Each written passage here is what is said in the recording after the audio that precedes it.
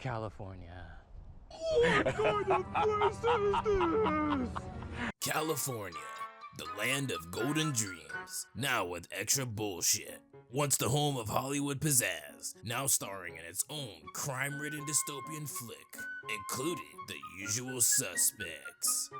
Sky-high rent, endless traffic, and lawlessness, where aspirations go to die.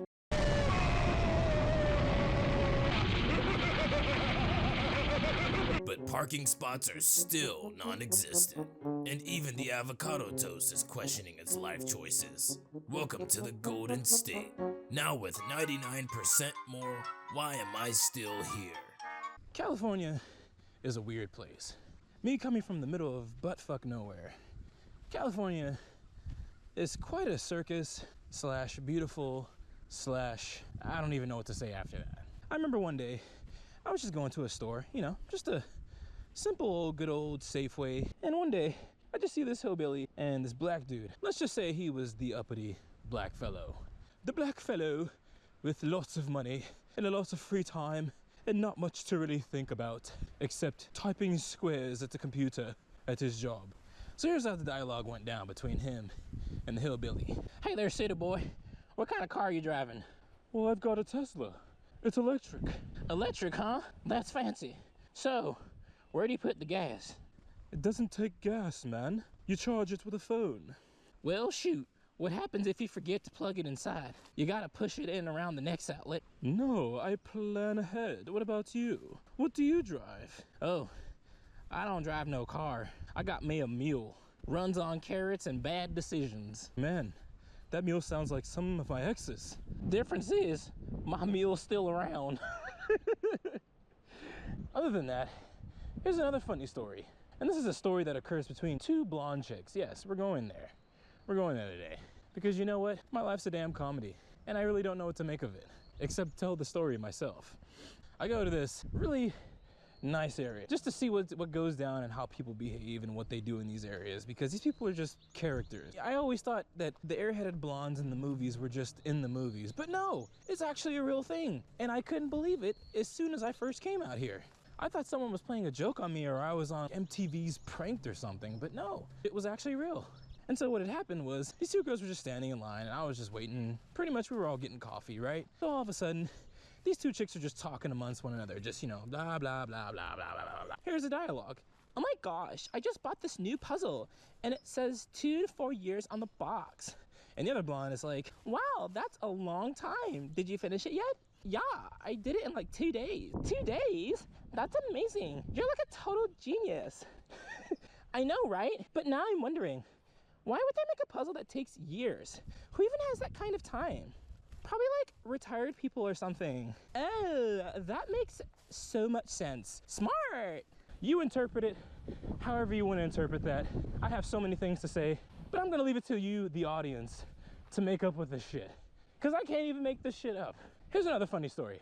One day, I was just walking to Trader Joe's with my girlfriend. My girlfriend wanted to just chill outside. I wanted to get something very simple. Just some Blondie mix. Okay, yes, going back to the whole Blondie thing, yes. I love Blondies. Blondies are fucking delicious. Don't get me wrong, brownies are good and all, but Blondies is really where it's at. Now, some of you might disagree, and please feel free. I don't want you to be like me. Be different. I challenge you to be different. If everybody's the same, we're all boring. But going back to the story, my girlfriend's waiting outside. I go to the shelves, I look around. I'm like, hey, where's the Blondie mix? To myself, right? Because I can't yell it out of the store. Otherwise, I look like a crazy man, right? So I'm walking around the store, and I say, hey, where's the Blondie mix at? And I'm looking around, navigating, trying to find it, and then boom, right there on aisle number 3. Maybe this might be different according to your store, but my store, it was aisle 3. So I go to aisle 3, and I grab the Blondie mix. And I'm thinking to myself, wow, my happy black ass is walking to the front of the line. And of course, in California, when you go to any kind of store, everybody's standing around like a damn robot. No one looks like a human being anymore. And all of a sudden, I'm in a long line, well, semi-long line, and there's a couple that's standing right behind me. The couple, let's just say, there was a nice lady and her husband. I don't even know what to make of this man. He was somewhat of a very timid slash, I don't know what to say here, I don't know if I should do anything, but kind of guy. So he's just standing there quietly. She taps me on my shoulder and she says, you have a really nice butt. And I just stand there thinking to myself, oh, this lady really just complimented me on my butt. Like all the 30 bajillion other people that have complimented me on my butt or have slapped me on my ass without consent. And that's my life. It's a damn comedy movie. And when she said that, I had such an NPC response. I was like, oh, thanks. Nice to chatting with you. And the husband, not even upset, just looks at me and just waves and smiles as if like these two do some type of like cook porn or something. But I just left because you never know with people, man. Some people are crazy, some people are cool. And that was an instance where I was just like, yeah, I'm gonna get out of here. I don't want to be affiliated with anything, and I don't want to be accessory to anything. So I'm gonna take my black ass out of here. And then I told my girlfriend, and we laughed, and we thought about it. And she was just like, you know what? You really do have a big ass. And I'm like, thanks. Now I can go everywhere in public just noticing that everybody's gonna probably look at my ass, and if they don't, then good. And if they do, sure. That's the story of my life. This is a really nice view. I mean, look at this. I mean, you got wind coming around. You've got the plants and all the weeds coming out of the grass because it's springtime, but eventually it'll be summertime and then all this will be dead. This place is such a dystopia. It almost feels like I'm in an episode of The Twilight Zone, and I really don't know what to make sense of. It's between the fact that everybody from everywhere around the world wants to come to California, or I don't know anymore. I get it. I get the whole aspect of this place is one of the best places to go to. I do get the whole aspect that yes, this place is a very beautiful place. However, at the same time, there's only so many mouths we can feed. Not only that fact, but there's just so many problems with this state. I can't even write a whole shopping list to even begin talking about. Yeah, that's all I've got to say. But no, nonetheless, there are so many circus comedic moments I have had in my life out here. I will say though, there are a lot of great things to experience, like the food. The people are very questionable, and yes, I almost got hit by a car. So there you go. But yes, the Golden State.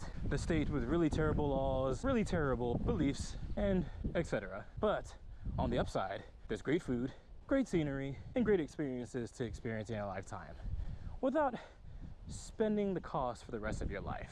Because let's be real here, there's tons of other places you can go to live in that are not as nearly as expensive as this state. On the other hand, I'm lucky because it's an anomaly for me. It's an anomaly that I didn't even ask for, and I'm just somehow in it. But I do enjoy it. Do I plan on staying here forever? Most definitely not, but we'll see how things go. I might be stuck here. But nonetheless, let me just make a fair warning to all of you that are not from the state or don't live in the state. If you like really bad laws and policies and things that don't make sense, then come here. Otherwise, if you're not a techie, you're not a lawyer, you're not a doctor, you're not a trust fund baby, and you don't have daddy's or mommy's money, or the both combined together, turn the other direction. It's not for everybody, and it's damn sure not for me. Oh no, go for it, you're good, man.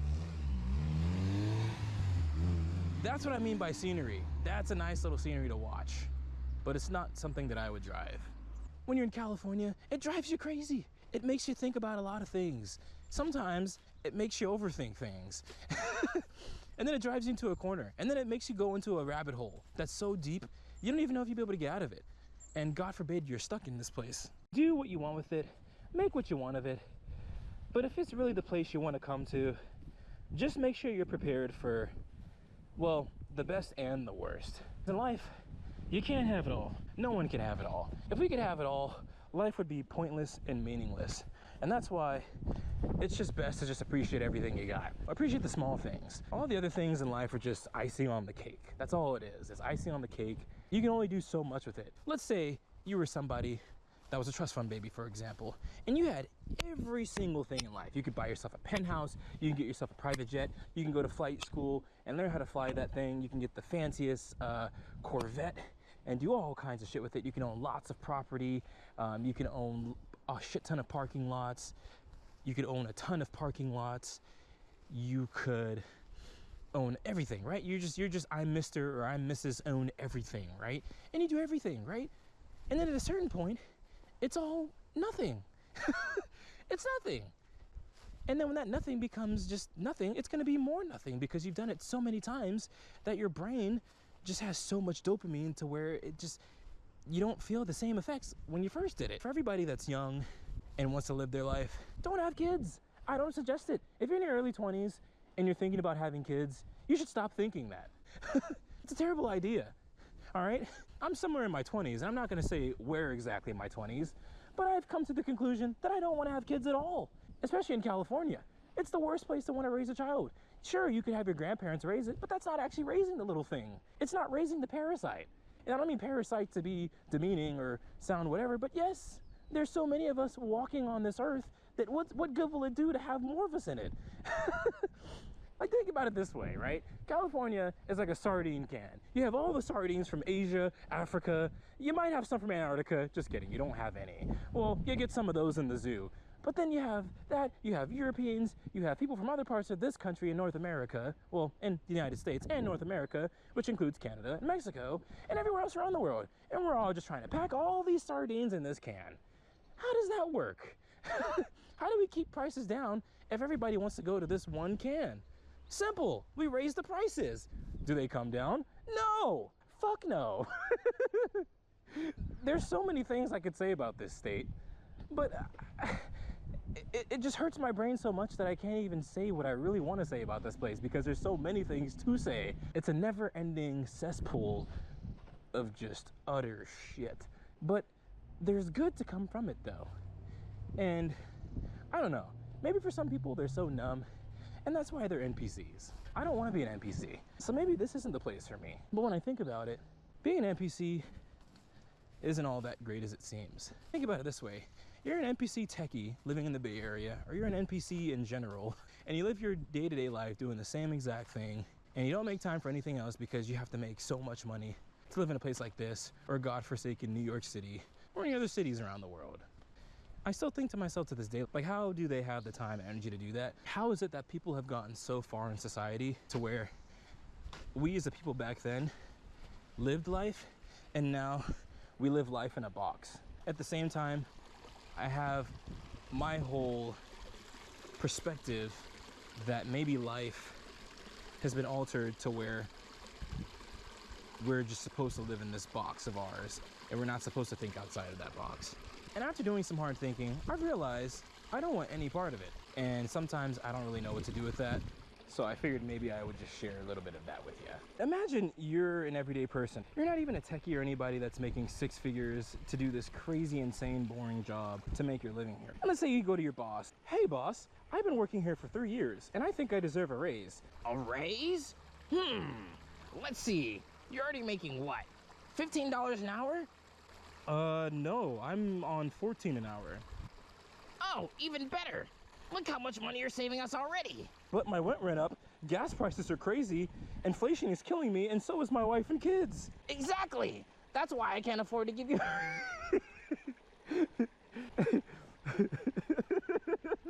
All right, I gotta breathe for a second. Exactly. That's why I can't afford to give you a raise. Inflation's killing me too. Boss, I am drowning here. I need more money to live, man. Look, life is like swimming. You gotta keep paddling and stay afloat. Be a duck.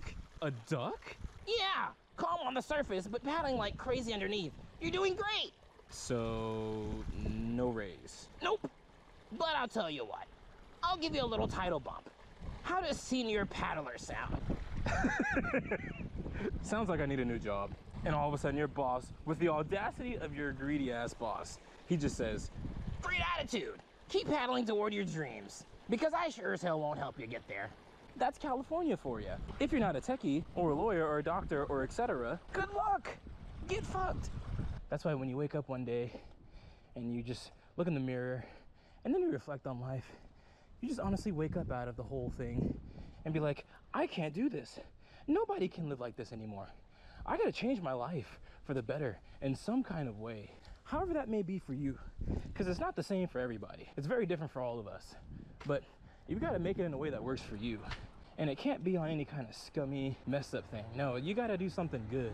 Good for society, good for yourself, and good for everybody around you, man. That's the whole thing with life that a lot of people miss out on. People chase the wrong things. You know, everybody wants more money. Everybody wants, you know, to have more possessions. They want to have things to make them look cooler and stand out with the crowd and try to look like they're something. But it defeats the whole purpose of life. But then at the same time, when you work, you have to also change your attitude too, because it's all a mindset thing. It's all an attitude thing.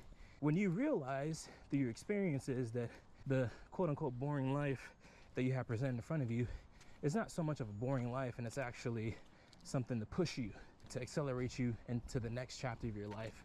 But you have to be willing to make that change, and that's not something that everybody's willing to do. Like I said, everybody's different, and everybody's got their own path in life, and really, if you want more for yourself, do what it takes to get there. And if you don't want any more for yourself, well, just keep doing the same thing you're doing. Let's just say people like me, your boss, will just keep telling you to do the same thing, and you just accept it. Just accept the defeat and just let us just take you over. Because that's what we're here for. See, well, that's what my boss pays me, but also I'm a boss on the side too, so yeah. In all seriousness though, change your life for the better and do what works for you, because everybody's different, but also we have a purpose on this earth, and we're not here to just mess around and just not do anything for ourselves, you know, because there's something out there for everybody. Throughout this lifetime, I'm not here to be a savior, and I'm not here to tell you how to live your life. All I'm saying is that if you want to do something in your life for yourself, or you want to live a better life, do it for you. Just don't be a degenerate. Unless you decide to. It's your choice. You make whatever choice you want. You want to be a degenerate, do it. But just know there's consequences. There's also consequences for everything in life, no matter if you make a good or a bad choice. But on the other hand, if you make good choices, you might live a pretty decent life. I won't say good, but I'll definitely stick with decent. A decent life will trump over a perfect life, because decency is a balance of both the good and bad. With all of that, do what you may with your life, and like I always say, just live life.